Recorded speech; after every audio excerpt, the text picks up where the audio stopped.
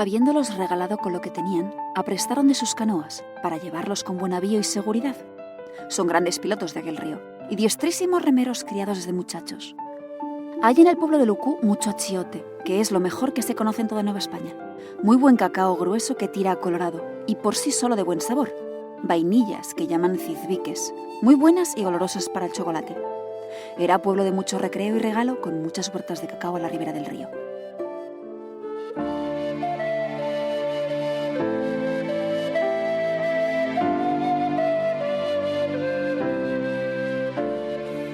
Muy buenas y muchas gracias por acompañarme en La Senda de las Plantas Perdidas, este podcast etnobotánico donde dar voz a nuestras historias de amor y de desamor con un reino tan olvidado como esencial, el reino vegetal.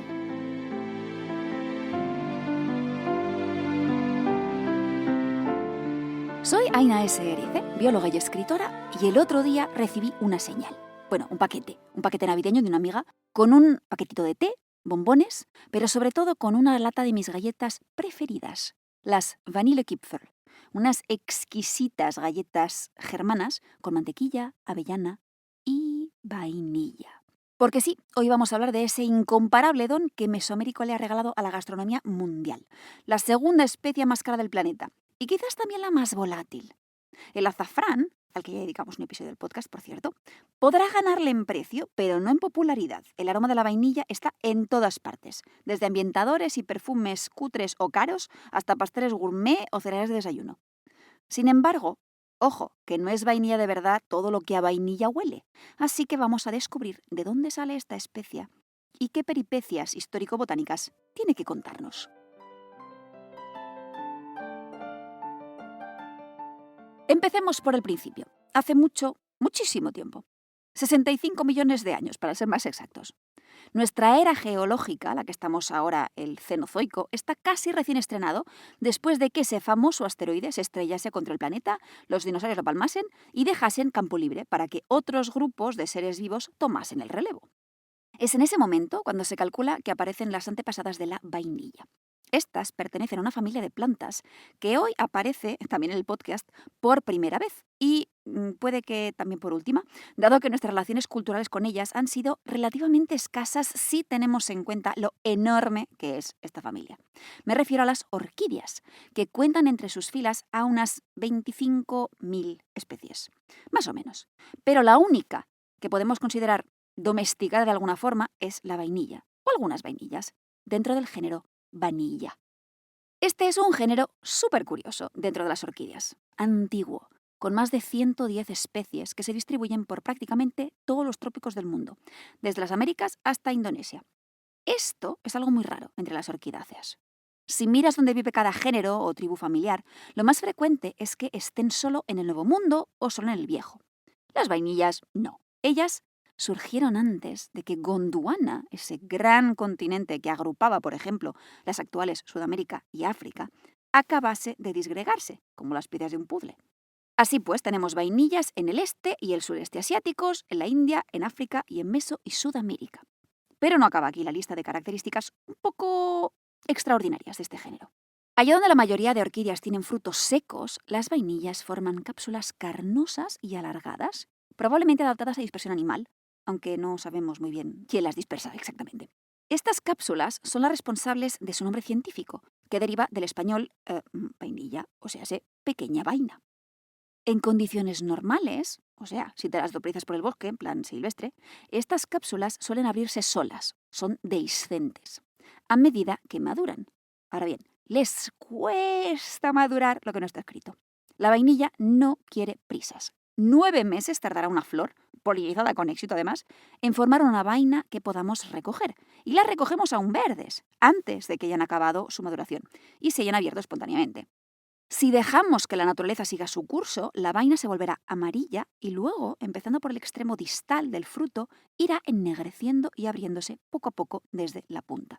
Y es entonces, en esta vejez que arruga y que ennegrece, cuando el fruto obra su magia y conjura un aroma sin parangón en el reino vegetal.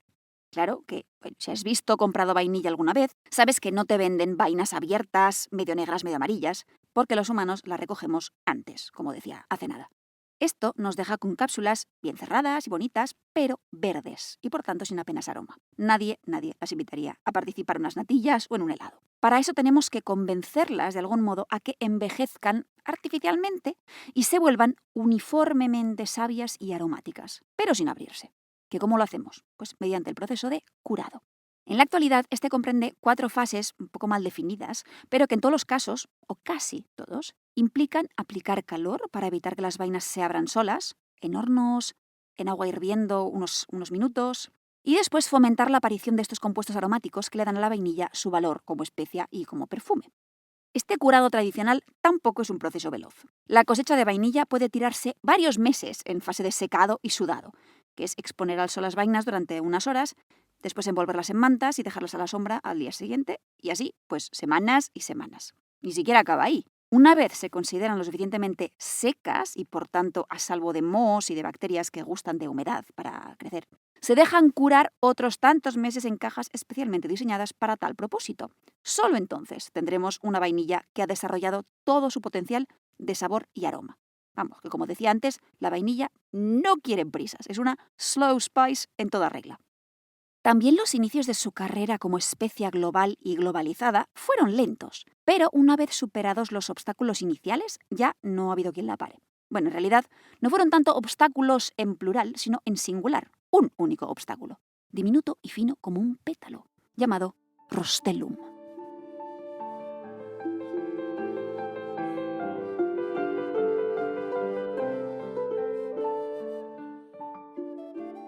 Cuando las primeras orquídeas de vainilla llegaron a la isla, esta llevaba el regio nombre de Bourbon, aunque ya había cambiado de nombre 4 veces en su corta vida como territorio francés. Inicialmente tomada como base de paso en el Océano Índico para la Compañía de las Indias Orientales francesa, ya ves que Tokiski tenía su propia Compañía de las Indias, la isla apenas tenía habitantes humanos hasta mediados del siglo XVII, cuando desembarca el primer puñado de colonos. Estos acabarán instaurando un próspero sistema de plantaciones de café, próspero para los franceses, claro, y sostenido con mano de obra esclava, llegada de territorios cercanos como Madagascar o el East Africa, pero también otros puntos de Asia. Esta mano de obra es tan importante que cuando la Francia revolucionaria proclama la abolición de la esclavitud, los colonos de la isla se niegan en redondo a aceptarla y echan con cajas destempladas a la delegación que ha viajado hasta allá para ejecutar la nueva ley. La población esclava de la isla tendrá que esperar otras 5 décadas hasta su liberación legal definitiva, en 1848. Me pregunto yo, ¿qué le hubiese pasado al esclavo más ilustre de la historia agronómica, Edmond Albius, si esta abolición hubiese pasado 7 u 8 años antes, en 1841? Por aquel entonces, Edmond tenía 12 años y trabajaba en una plantación donde también crecía al menos un ejemplar de vainilla. Sin embargo, la orquídea se veía aquejada del mismo problema que tenían todas las plantas crecidas lejos de su tierra natal, en América. A saber, que por muy bien que creciesen y por mucho que floreciesen, estas flores nunca se convertían en frutos.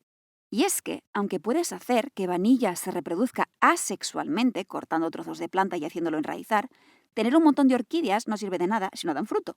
Y todas las vainas de esta especie son el producto de una polinización con final feliz. Si no hay polinización, no hay vainilla. Y las vainillas no son de paso universal cuando se trata de ser polinizadas. En ambientes naturales ya les cuesta. Parece que pueden darse con un canto de los dientes si consiguen polinizar un 1% de sus flores. Y a nosotros también nos está costando un poco disipar las dudas alrededor de quiénes son sus polinizadores. Hoy pensamos que sobre todo son abejas euglosinas, pero se dejan ver más bien poquito. Sean quienes sean los encargados de polinizar a nuestra vainilla, no son de lo más diligente que hay, primero, pero sobre todo no son internacionales, solo viven en Mesoamérica. Sin embargo, a los seres humanos se nos da bien aprender papeles nuevos, y durante el siglo XIX aprendimos a ser polinizadores de vainilla. ¿Cómo? Pues muy fácil. Observando que la flor dispone sus estigmas femeninos y sus anteras masculinas muy próximas entre sí, pero convenientemente separadas por un velo de castidad que evita la autofecundación. Este velo se conoce como rostellum y cuando un humano lo quita de en medio, la planta por fin puede guisárselo y comérselo ella sola, un empujoncito extra de nuestra parte ayuda, y así el polen llega al estigma y chispún, se avizora final feliz con vainilla lista para recoger al cabo de 9 meses. Es probable que este procedimiento se descubriese varias veces, de forma independiente, y una de ellas la debemos a aquel chavalín de 12 años cuyo ingenio le permitió inventar el método práctico que convirtió a su isla en el primer lugar no americano donde fructificó la vainilla. De hecho, quizás te tropieces aún con el nombre de vainilla Bourbon, denominación que ya no está ligada a la isla, que así se llamaba antes, sino más en general la vainilla producida en las regiones del Océano Índico africano, como su gran vecina Madagascar o las Islas Comoros. Incluso se usa como sinónimo de vainilla derivada de plantas, vamos, vainilla real, a secas. Si hoy quieres probar frutos crecidos en la isla de Edmond Albius, debes buscarlos bajo la denominación de origen protegida de vainilla de la isla de la Reunión. Pues así se llama hoy, aquella isla donde la humanidad reunió el polen y los óvulos de estas flores esquivas. Pero, pese a su importancia en la economía mundial vainillística, ya hemos dicho que la orquídea responsable de todo este tinglado no es africana, sino americana. Y por eso es en los bosques tropicales húmedos de Mesoamérica donde tenemos que ir a buscar el origen de sus historias.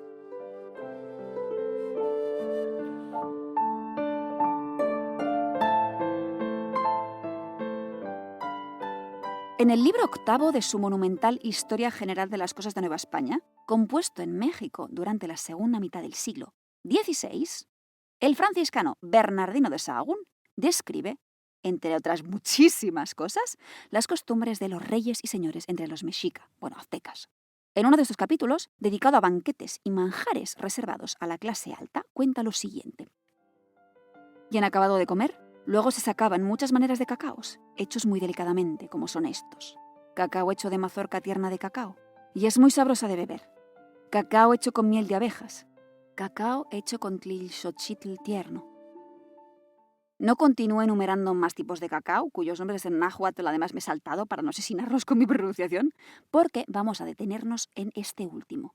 Cacao hecho con tlilxochitl tierno. Pues esta tlilxochitl, que significaría flor negra, no es otra que la vainilla, que aquí figura entre los ingredientes para dar sabor al cacao, igual que el achiote, por cierto, que protagonizó un episodio anterior. Los nobles mexica vivían en una zona de México cuyo clima y vegetación no permitía el cultivo de especies con apetencias tropicales húmedas, como por ejemplo el cacao o la vainilla. De ahí que fuesen productos o importados por vías comerciales o recibidos como tributo de pueblos vasallos. Esto me hace pensar que lo más probable es que nadie en la gran capital del imperio hubiese visto jamás una enredadera de vainilla, sino solo las cápsulas negruzcas. De ahí que en su nombre náhuatl apareciese el término para hablar de cosas negras u oscuras. Sin embargo, la flor de las orquídeas del género vanilla no es negra, sino que varía entre blanco, amarillo pálido, verde. ¿Pensarían en la capital que la vaina era en realidad una flor muy chuchurria? ¿O se emplearía a lo mejor el término xochitl, flor, en sentido simbólico poético? O a lo mejor llegan las vainas abiertas y parecía más una flor. No lo sé. Sea como fuere, de lo que no cabe duda es que nuestra tlilxochitl era un producto asociado al cacao, o a ciertas preparaciones de cacao, y al lujo, y que llegaba de otras tierras. Ahora, ¿qué tierras eran esas y desde cuándo circulaba la vainilla por las rutas comerciales de Mesoamérica? Tengo datos, pero menos de los que me gustaría, la verdad.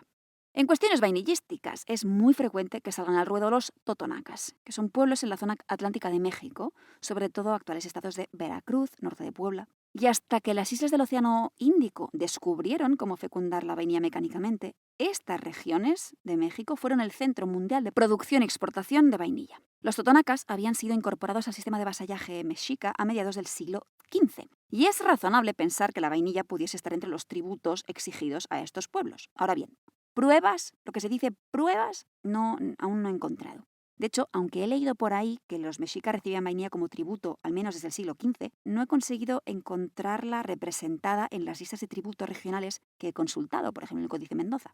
Existe leyendas totonacas sobre el origen de la vainilla, al menos una, que es requete citada, todo el mundo la cita, y que yo también citaré, porque hace referencia a una peculiaridad de esta orquídea, y es que es una hemiepífita, o sea, necesita enraizar en el suelo, pero también encaramarse a un soporte, generalmente un árbol. Esta combinación, orquídea trepadora, fragante, perfumada y árbol, tenía todos los números para convertirse en una pareja humana transformada en vegetal a nivel mítico. La chica en vainilla, en árbol el zagal, claro. Después de algún suceso trágico, sangriento o ambas cosas, como suele pasar en estos mitos. Los protas de la leyenda en cuestión son la princesa Lucero del Alba y el príncipe Joven Venado. Dos jóvenes que cometen el grave error de enamorarse y terminan degollados, sus cuerpos echados a un barranco y sus corazones ofrecidos a la diosa de las cosechas. Esto es acabar mal, lo demás son cuentos. Y en el lugar donde los sacrificaron brotan primero un árbol vigoroso y a continuación una orquídea de vainilla. En lengua totonaca, la vainilla es la flor escondida, cashishanat o shanata secas. Perdón por la pronunciación. Y no está muy claro cuándo empieza su cultivo versus la recolección silvestre. De hecho, hay quien indica que no tenemos evidencias suficientes para afirmar que fuese una planta valorada culturalmente por los totonacas en tiempos precolombinos. Eso no quiere decir que no lo fuese, sino sencillamente que las leyendas y costumbres actuales no constituyen una prueba de antigüedad fiable, por mucho que nos parezcan nacidas en la noche de los tiempos.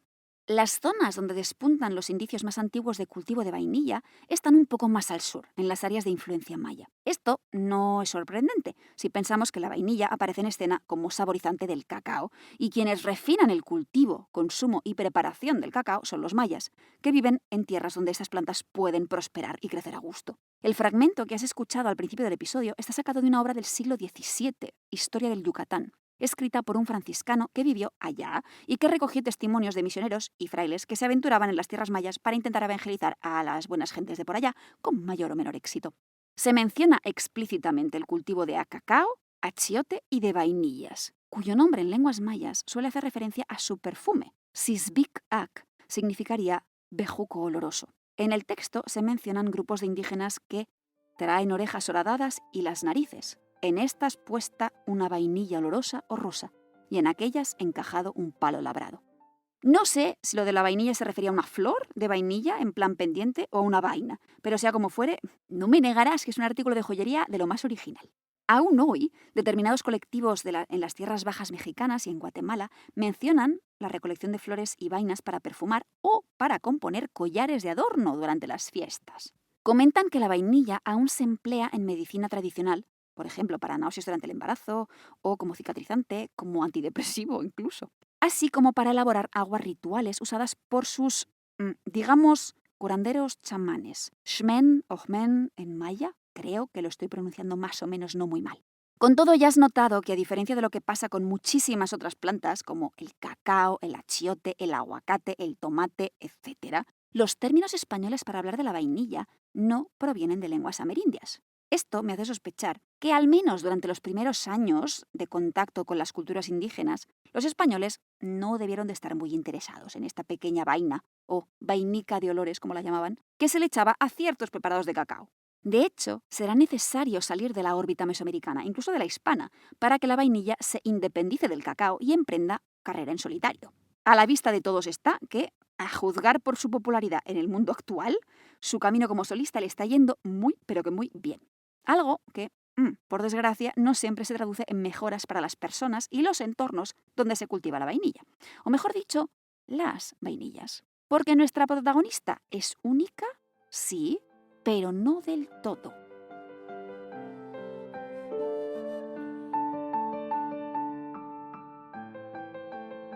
De las más de 110 especies del género vanilla repartidas por el mundo, hay unas cuantas que sacan frutos perfumados, mayormente en las Américas. De todas ellas, solo una ha protagonizado las historias que te he contado hasta ahora, y se llama Vanilla planifolia. Esta es la especie que vive en Mesoamérica y alcanza también el norte de Sudamérica, la que se repartió por jardines botánicos y colonias europeas varias, la que Edmond Albius aprendió a fecundar en La Reunión. La vainilla clásica de toda la vida, vamos. Existen distintos cultivares, más o menos productivos, más o menos perfumados, pero todos se consideran la misma especie de vainilla. Sin embargo, anda por ahí otra vainilla gourmet, que se propone como sabor más selecto y cuyo nombre quizás te suene.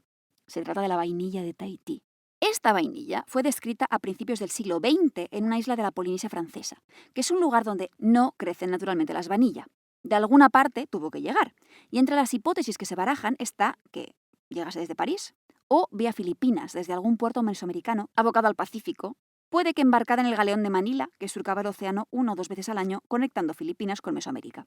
Hace un rato largo ya que sabemos que la vainilla de Tahití es un híbrido natural. Vanilla tahitensis, con una X entre vanilla y tahitensis para indicar que es un híbrido, y que es hija de progenitores americanos, uno de los cuales es sin duda alguna la vainilla clásica, Vanilla planifolia. No está muy claro cuándo o dónde se produjo esta feliz unión, pero actualmente esta vainilla solo se produce en la Polinesia francesa y en cantidades muy limitadas. Supone menos del 1% de la producción mundial de vainilla. Estas vainas tienen varias peculiaridades que la convierten en un producto muy deseado, con una hora de exclusividad incluso mayor que la de su madre, que ya es decir, Vanilla planifolia. Un detalle curioso es que sus frutos no se abren al madurar. Se quedan cerraditos en la planta madre y pueden recogerse cuando ya han madurado por completo y por tanto ya han desarrollado buena parte de sus compuestos aromáticos. Sin embargo, se someten después a curado posterior, durante el cual se reduce su humedad al 50% y su perfume se enriquece y se vuelve más complejo. Este perfume de la vainilla de Tahití es la característica que, unida, esto sí, a un mayor contenido también en compuestos oleosos, le da su toque especial y distintivo respecto a las demás. Porque por algún motivo que esta vainilla no nos ha contado, sus frutos desarrollan aromas complejos con notas de caramelo, pero sobre todo de anís. Sin embargo, ya sabes que, aunque somos capaces de apreciar y ensalzar la complejidad de los perfumes que nos seducen, los seres humanos tenemos también tendencia a simplificar las cosas. Y eso fue exactamente lo que hicimos con el aroma de la vainilla.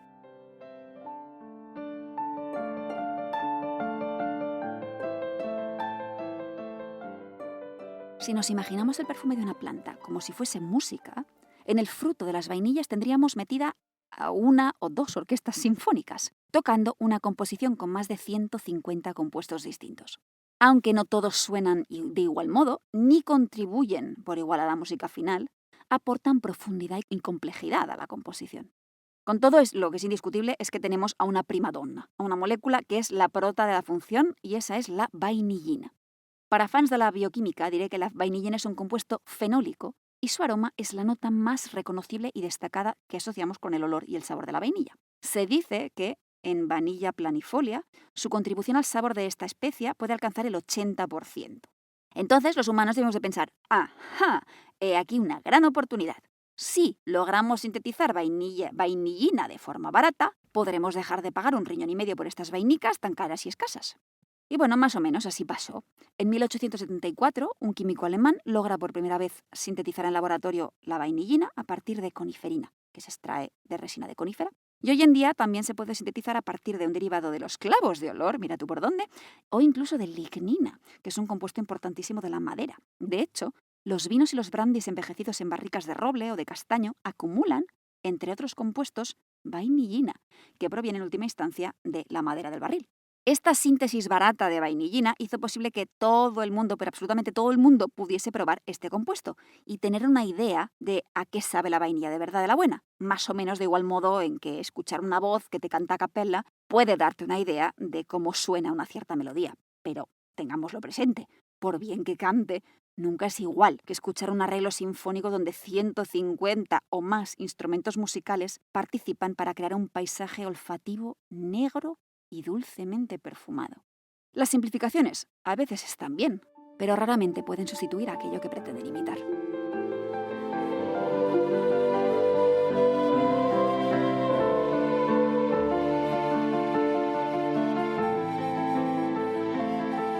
Y aunque sí, podríamos seguir mucho más tiempo hablando de vainilla, nos paramos aquí para no empacharnos. Ahora bien, eso sí, no quiero cerrar el episodio de hoy sin darte unas cuantas recomendaciones para seguir indagando, si te apetece, en este maravilloso mundo vainillístico. Primero, si te gustan los podcasts, hace tiempo recomendé en uno de mis boletines vegetófilos un episodio de recetario sonoro de ingredientes en peligro que dedicaron a la vainilla. Vainilla en Colombia y una receta de crème brûlée además que suena espectacular.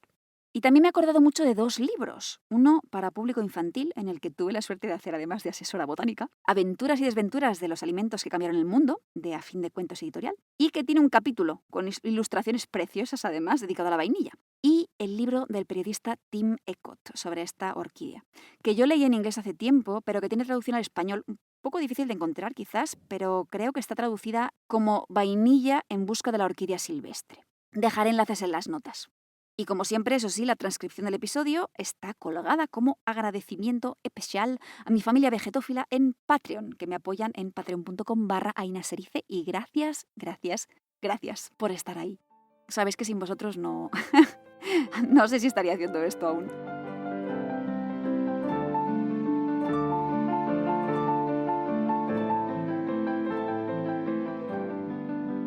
Después de una invitada tan glamurosa, regresemos a los cajones más humildes del especiero.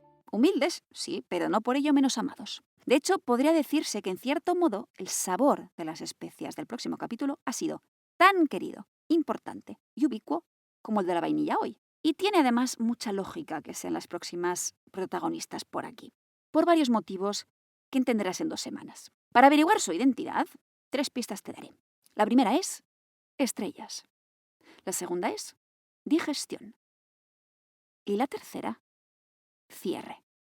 Ya sabes que si por un casual o por un milagro o una iluminación se te ocurre de quién estoy hablando, me lo puedes contar, me puedes escribir un email, me puedes dejar un comentario en el podcast, en redes, donde me encuentres como Aina Serice. Cualquier cosa que tengas a bien compartir conmigo, estaré encantadísima de saber de ti. Y enhorabuenísima a Carmen y a María José por haber adivinado la identidad de nuestra protagonista de hoy, que no era fácil, os merecéis una chapa de detective vegetofilo pro.